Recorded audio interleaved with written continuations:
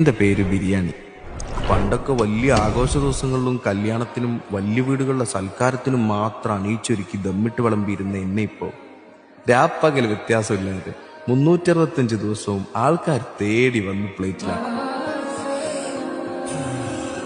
അവർക്ക് സന്തോഷം വന്നാലും സങ്കടം വന്നാലും ഇനിയൊന്നും വന്നില്ലെങ്കിലും എന്നെ ഇങ്ങനെ കുഴച്ച് കുഴച്ച് ഇച്ചിരി തൈരും കൂട്ടി ലേശം മസാല മിക്സ് ചെയ്ത് ഇതാ ഇങ്ങനെ കണ്ണും പൂട്ടി അങ്ങ് സേവിക്കും.